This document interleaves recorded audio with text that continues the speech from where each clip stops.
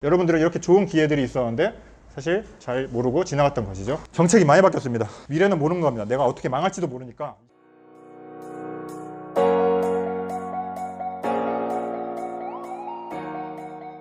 이 동네에 살았습니다. 여기 대학 시절에 여기에 거주를 했었고, 사실 요 단지는 제가 청약을 넣었는데 탈락이 했어요. 그래서 한 달 후에 여기가 청약이 되는데, 이번에는 제가 전략적으로 접근해야겠다 생각했습니다. 꼭 당첨돼야겠다 라는 생각이 들어가지고, 제가 주변에 오래 거주하여서 이 동네가 후진 동네라는 걸 알았지만 부동산 시각상 발전 가능성이 높다는 것을 제가 분석을 했어요. 그래서 저번 흑석동 같은 실수를 하지 않아야겠다라는 생각이 들고 전략적으로 접근하게 됩니다. 전략! 가장 경쟁률이 낮은 것에 청약하자! 분양 공고가 떴습니다. 각 평형별로 세대수가 얼마인지 뜨게 됐죠. 그래서 제가 네이버 부동산 카페에 글을 올렸습니다. 투표해주세요. 여러분들은 과연 어떤 것에 청약을 하고 싶으신가요? 막 몇천 명이 투표를 해주세요. 땡큐. 그래서 저는 엑셀에 정리했습니다. 경쟁률이 뭐가 가장 높을 것인가? 52라는 것이 경쟁률이 가장 높고 84C라는 게 경쟁률이 가장 낮을 것이다. 예상 적중. 84C는 경쟁률이 17대 1이 나왔고 절대 하지 말아야 될 경쟁률은 52형은 520대 1이 나왔습니다. 그래서 저는 84C를 넣었는데 17대 1도 낮은 경쟁률은 아니에요. 당첨될 확률이 높진 않았는데 운이 좋게 저는 문자를 받게 됩니다. 깔끔하게 당첨됐으면 좋겠는데 예비 번호를 받아요. 대학 때랑 똑같죠. 그래서 거의 꼴찌 번호인데 과연 내 차례까지 올까? 이 예비 번호를 받으면 예비 추첨일에 방문을 할 수 있는 권한이 있습니다. 근데 앞에 사람에서 계약이 마무리되면은 그냥 빈손으로 돌아오게 돼 있어요.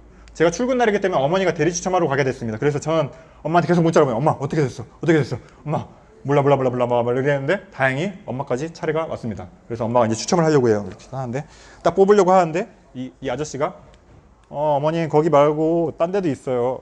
그래, 어머니는 딱 느꼈습니다. 아 이거 로얄층 아닌가 보다. 딴 데로 고르자. 이렇게 따다다다 뽑았는데 결과는 7층을 뽑았습니다. 그래서 저 신났죠. 일하고 있는 너 중에 세레머니에서 우후! 했는데 옆에 과장님 대리님이 뭐야? 아무것도 아닙니다. 그래서 신나게 했는데 지금 계약을 했고요. 7천만 원으로 이 서울 한복판에 34평 역세권 새 아파트를 확보를 했죠.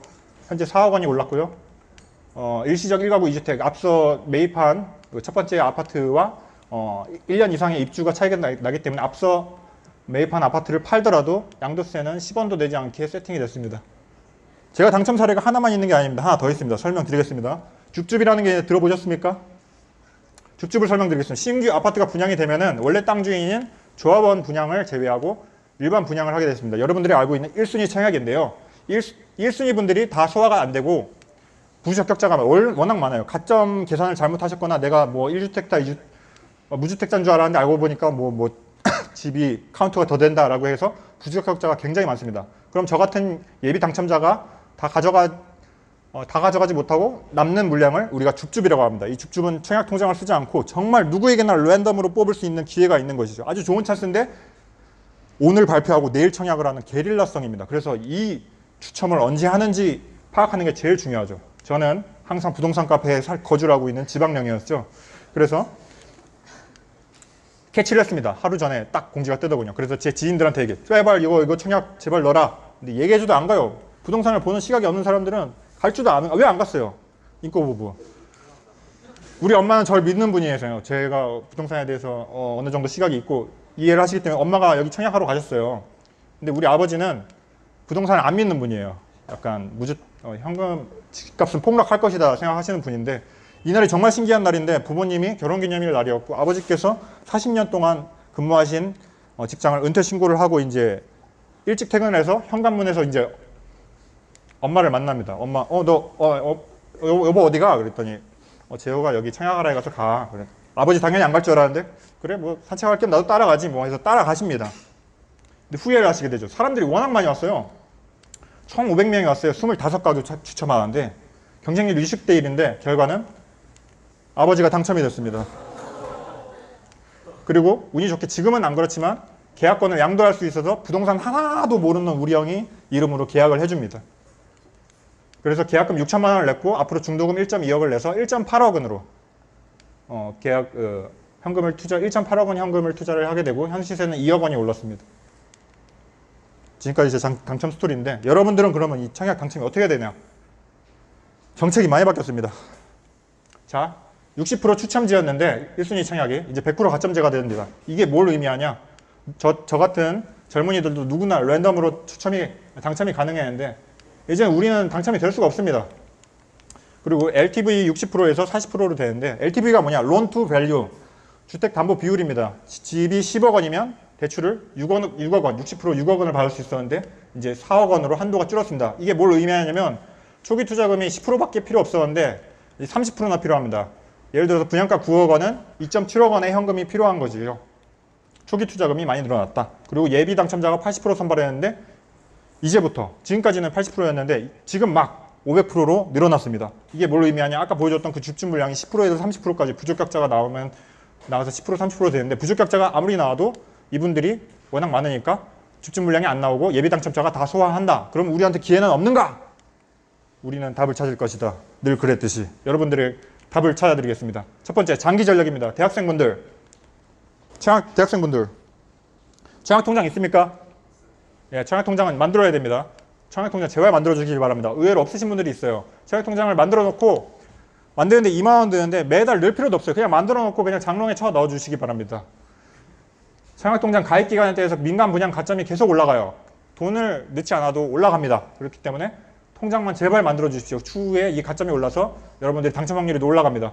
그리고 대학생인데 용돈이 되게 여유가 있고 많다. 그리고 직장인인데 연봉이 7천만 원 이상이고 집이 이미 있다 하시는 분들은 10만 원을 입금해 주시기 바랍니다. 민간 분양 같은 경우에 가점제지만 공공분양, 진정한 로또 중에 로또죠. 공공분양은 가점제가 아니라 내 통장에 얼마가 들어있느냐로 순으로 그냥 청약을 합니다. 이렇게 당첨이 됩니다. 근데 그게 그냥 무조건 돈을 내는 게 아니라 매월 10만 원만 인정이 돼요. 그렇기 때문에 저도 물론 집이 있지만 10만 원씩 넣습니다. 추후 미래를 위해서. 서울권 같은 경우에는 21년 정도 넣어야지 당첨이 돼요. 10만 원, 매달 10만 원씩. 근데 경기권은 한 14년 정도 됩니다. 예를 들면 최근에 분양한 과천 자이드자이 같은 경우에 이 서울권이죠. 거의 이런 20년 정도 넣으신 분들이 당첨이 되는 겁니다. 직장인분들은 사실 공공분양 자격이 안 돼요. 왜냐면 무주택자여야 되고 연봉 조건 그리고 자동차에 대한 고급 여러 가지 재산 그런 게 있는데 미래는 모르는 겁니다. 내가 어떻게 망할지도 모르니까 20년 후에는. 그러니까 꼭 10만 원씩 넣어서 미래를 준비해 주시기 바랍니다. 직장인 분들이신데 무주택자다. 그리고 연봉이 7천만 원 이하다 하시는 분은 20만 원씩 입금해 주시기 바랍니다. 세액공제가 무려 96만 원이나 됩니다. 이런 큰 세액공제 혜택을 놓치시지 마시기 바랍니다. 늦으면 손해. 가입 기간이 길수록 청약 당첨 확률은 업. 자, 1순위 가점이 없고 줍줍 물량이 없는 현재 상황에서 유일한 청약 돌파구는 바로 신혼부부 특별 공급입니다. 첫 번째로 연봉 제한이 제가 신혼부부 특공을 사실 권장을 안 드렸어요. 왜냐하면 연봉 조건이 너무 시비어였어요. 너무 빡셌어요. 예를 들면 맞벌이 부부가 합산해서 7천만 원 이상이면은 이 신혼부부 그 청약 자격이 박탈이 됩니다.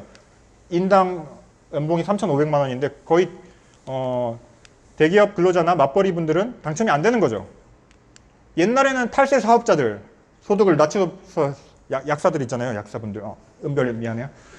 무취업 금수저들 분들이 이걸 다 가져갔었어요. 불평등한 사회였는데 이번 정부는 이 연봉 조건을 넓혀줬습니다. 그래서 대부분들이 이 조건을 만족을 할 겁니다. 현금 같은 경우에는 분양가 9억 원까지가 신혼부부 특공입니다. 10억 원짜리가 분양을 하면 신혼부부 특공 물량이 없습니다. 그래서 최대 2.7억 원의 현금이 필요합니다. 그래서 시드머니를 열심히 모아주시기 바랍니다.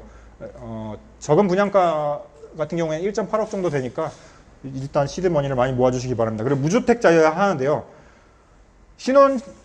혼인신고 전에 집을 팔면은 이제 그러니까 결혼을 하고 나서 주택인 분들은 이제 자격이 안 돼요. 그러니까 혼인신고 전에 집을 꼭 팔아주셔야 됩니다. 지금 원룸이나 빌라나 오피스텔 혹은 지방에 집이 있어서 집값이 잘 안 오를 것 같은 상품들은 결혼하시기 전에 꼭 팔아주시기 바랍니다. 당연히 집을 가지신 부모님과 세대 분리를 결혼 전에 꼭 해주셔야 되고요. 제일 중요한 포인트는 연봉 조건이 느슨해진 덕분에 경쟁률이 엄청 올랐어요. 그래서 당첨 확률이 굉장히 어려워졌는데 사실상 2자녀 이상 당첨 확률이 높기 때문에 태아까지 인정이 됩니다. 그래서 꼭 쌍둥이를 임신하시기 바랍니다. 자, 시뮬레이션을 돌려볼까요? 제 네이버 부동산 부동산 스터디라는 유명한 대형 카페가 있습니다. 여기에 닉네임 분석 전문가라는 아주 신뢰받는 닉네임 라이터가 그 멤버가 있어요. 카페 멤버. 여러분들 바쁜 분들이잖아요. 일일이 청약 분석하고 하실 시간이 없습니다. 그러니까 여러분들 코치 마냥 이분 알람을 해 놓으십시오. 그러면서 특공 일정을 확인하고 입지 분석을 하고 제일 중요한 시세 차익을 분석을 이분이 다 해주시는 거를 잘 공부를 하시고, 예를 들면 롯데캐슬 클래시아라는 기름동에 5월에 분양했는데 이게 경쟁률이 제일 낮은 게 7.5대 1이었습니다. 7.5대 1을 10번 넣을 경우 당첨 확률은 76%죠. 기대값은 2,600만 원. 여러분들에게 아주 좋은 이 찬스죠. 신혼부부 특공 놓치지 마시기 바랍니다. 줍줍 같은 경우에는 예전보다 물량이 떨어지긴 했는데 어쨌든 간에 이 분석 전문가라는 분이 올려주시는 거는 대부분 좋은 단지예요. 그래서 이분이 올려주시는 단지는 각자 홈페이지가 있거든요. 이 홈페이지에 가면은 관심단지라는 거를 클릭해서 내 전화번호를 입력하게 돼 있어요. 그러면은 이제 문자가 옵니다. 이 줍줍 아까도 말씀드렸지만 게릴라로 추첨을 한다고 했죠. 그래서 이거를 이제 정보가 제일 중요한데 이 문자를 받을 수 있는 기회이기 때문에 꼭 이 관심단지를 등록해서 이 줍줍 기회를 놓치시지 마시기 바랍니다. 자, 설명이 끝났습니다. 집이란 무엇일까요? 여러분, 집이란 무엇입니까? 제가 설명을 드렸는데 투기의 수단이다. 불로소득이다. 아니죠. 화폐가치 하락으로부터 내가 피땀 흘려 모은 소중한 재산을 지켜주는 소중한 인플레이션 방패입니다. 시드머니 많이 모아주시기 바랍니다. 여러분들 해외여행, 청약통장도 가점이나 인정금액 많이 쌓아주시기 바랍니다. 당분간 자동차도 사지 마시고 연애도 하지 마시기 바랍니다. 자, 지금 시간이 얼마나 됐죠? 여러 가지 질문, 여러분들에게 유용한 질문들을 만들어놨는데 토론할 시간이 있는지 모르겠습니다. 있나요? 한 3분에서 5분. 여러분들이 토론을 하실 수 있는 시간이 부족하긴 한데 한번 이 질문들을 고민을 한번 해보세요. 지금 나의 현재 청약통장 월 납입 금액은 얼마인가?